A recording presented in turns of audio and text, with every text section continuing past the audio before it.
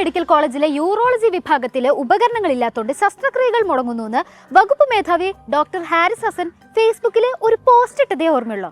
പിന്നെ മൊത്തം ഒരു വെടിയും പുകയായിരുന്നു. അങ്ങനെ തിരുവനന്തപുരത്ത് MP-യുടെ ഫണ്ടിൽ നിന്ന് വാങ്ങിച്ച ഒരു ഉപകരണത്തിന്റെ ഒരു ഭാഗം കാണുന്നില്ല എന്നുള്ളത് ഈ അന്വേഷണ സമിതി കണ്ടെത്തി. അപ്പൊ അതിനു മുൻപ് ഇത് റിപ്പോർട്ട് ചെയ്യപ്പെട്ടിരുന്നില്ല.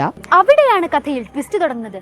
ഡിപ്പാർട്ട്മെന്റിലെ ഉപകരണങ്ങൾ ഇല്ലാത്തത് ഡോക്ടർ ഹാരിസ് ഹസൻ ശ്രദ്ധയിൽപ്പെടുത്തിയപ്പോ മൊയിലാളിമാരുടെ ശ്രദ്ധയിൽപ്പെട്ടത് വേറൊരു കാര്യമാണ്. അവിടുത്തെ ഉപകരണങ്ങൾ മോഷണം പോയിരിക്കുന്നു ഗൈസ്. അദ്ദേഹത്തെ വേട്ടയാടി ഇനി ആരെങ്കിലും ഡോക്ടർമാർ കേരളത്തിൽ വാ തുറക്കാതിരിക്കാൻ വേണ്ടിയിട്ടാണ്, വായടപ്പിക്കാൻ വേണ്ടിയിട്ടുള്ള ശ്രമമാണ് ഇപ്പോൾ അദ്ദേഹത്തിനെതിരായിട്ടുള്ള ഒരു നടപടിയുമായി മുന്നോട്ട് പോകുന്നതിന്റെ അർത്ഥം. അയ്യോ, തിരുവനന്തപുരം മെഡിക്കൽ കോളേജിലെ യൂറോളജി വിഭാഗത്തിലെ ഉപകരണങ്ങളൊക്കെ മോഷണം പോയേ എന്ന് പറഞ്ഞിട്ട് മൊയിലാളിമാര് നിലവിളിയും വിളിയെ. അങ്ങനെ ഞാനും അപ്പനും സുഭദ്ര അടങ്ങുന്ന ഒരു കമ്മിറ്റി കാര്യങ്ങളൊക്കെ അന്വേഷിക്കാൻ വേണ്ടി പുറപ്പെട്ടു.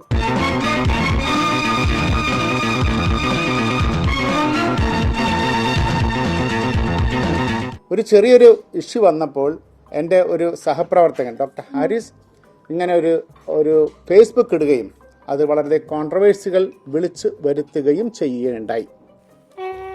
ചെറിയ വിഷയ ഉപകരണങ്ങളില്ലാണ്ട് ശസ്ത്രക്രിയ മുടങ്ങുക, അതുമൂലം രോഗികൾ വലയ, ഉപകരണങ്ങൾക്ക് വേണ്ടി മൊയിലാളിമാരുടെ ഡോറി തട്ടി തളരുക, എന്നിട്ടും ഒരു പ്രശ്ന പരിഹാരവും കാണാണ്ടിരിക്കുക. ഇതൊക്കെ ചെറിയ ഇഷ്യൂ ആണോ? യെസ്, ഇതൊക്കെ ചെറിയൊരു പ്രശ്നമാണെന്നാണ് ഈ ടീമിന്റെ കണ്ടുപിടുത്തം. സിസ്റ്റമാണ് സിസ്റ്റം മുഴുവൻ ഈ സ്ഥിതിയിലാണ് സിസ്റ്റം. അതായത് രോഗികളുടെ പ്രശ്നങ്ങൾ പരിഹരിക്കാനൊന്നും നമ്മുടെ സിസ്റ്റത്തിന് ഒരു ത്രില്ലില്ലെന്നേ. ഉപകരണങ്ങൾ കാണാതാവുന്നു, അത് കണ്ടുപിടിക്കുന്നു, ഹാരിസ് ഡോക്ടറെ കള്ളനാക്കുന്നു, അതിലല്ലേ ഒരു ത്രില്ലുള്ളത്.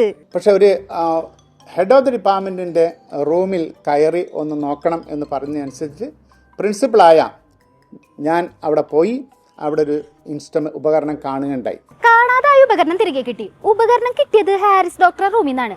അതായത് ഉപകരണം മോഷണം പോയത് ഹാരിസ് ഡോക്ടറുടെ അറിവോടെയാണെന്ന് വാദിക്കാനായിരുന്നു സാറുമാർക്ക് ഇൻട്രസ്റ്റ് ഉണ്ടായിരുന്നു.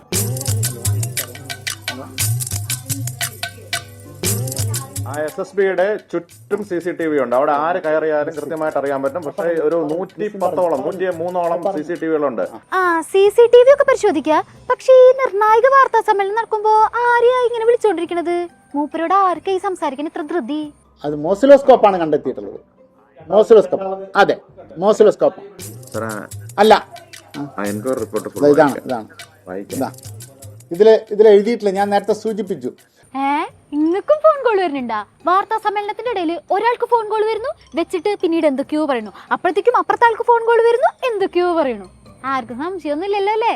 അതിന്റെ പെട്ടിയുടെ മേളില് ഇങ്ങനെ ഒട്ടിച്ചിരിക്കുക, ഇതിലടക്കം.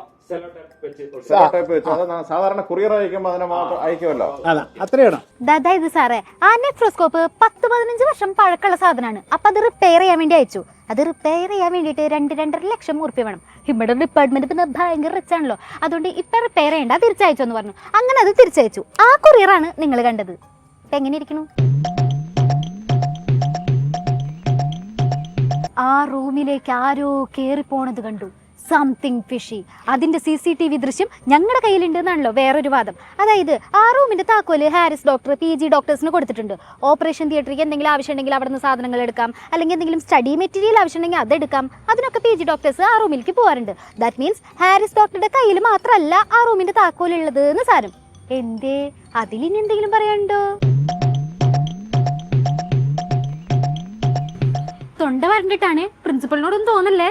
റൂമിൽ അന്ന് പരിശോധിച്ചിട്ടില്ല, കീ ഇല്ല. അവിടെ 2 തവണ പരിശോധിച്ചേക്കുന്നത്. അല്ല, സാറ് മാത്രമാ പോയത്. അതെ, എന്റെ പൊന്നുമോനെ ഞാൻ പറഞ്ഞല്ലോ ഒരു കവറിലുണ്ടെന്ന്. ഹലോ, പിന്നെ ഫോൺ വന്നാ? ഇതെന്തൊരു പാടിത്. ഒരു കാര്യം നേരെ ചോദിച്ച് മനസ്സിലാക്കാൻ പോലും പറ്റില്ലല്ലോ.